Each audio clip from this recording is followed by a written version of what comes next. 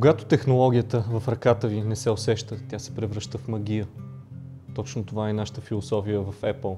Ние работим усилено върху всеки наш нов продукт, така че клиентите ни да останат доволни, докато го използват. Значи това е телефон, който ще взриви вашето съзнание.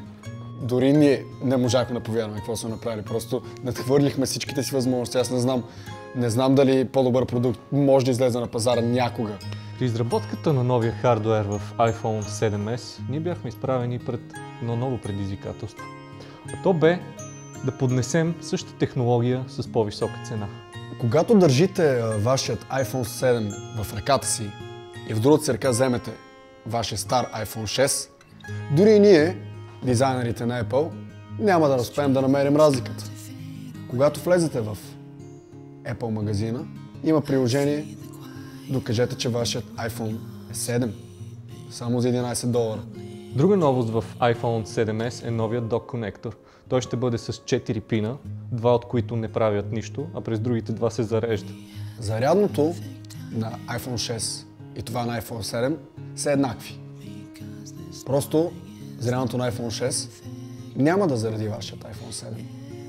Новата антена в iPhone използва полимерно покритие от магнезиева сплав, която се използва в машинното инженерство, по-специално в минното инженерство. Правят се финни уреди като кирки и лопати от тази сплав.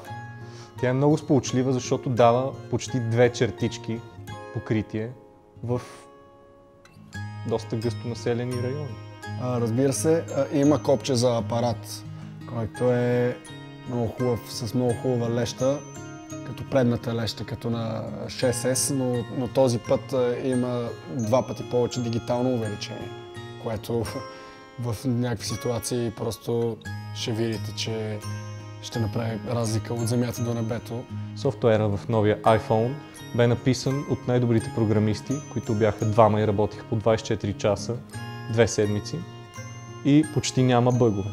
Не сме променили и самите приложения вътре в телефона, за да може така потребителите, които използват Apple от години, да си привикнали към приложенията. Те вече знаят къде си, затова не сме ги променяли тях. И разположението на дисплея е същото, и разбира се, иконките са същите, за да могат да се ориентират по-лесно.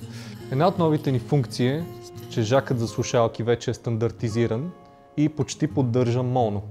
Тоест, вие може да слушате с една слушалка. Ако си купите специалния Apple i разклонител за $99, може и с 2 слушалки. Тези $1000, които ще дадете за вашия черен, зелен или червен iPhone, значително ще повишат самочувствието ви. Надявам се, че ще останете очаровани от 7S, новият iPhone от Apple.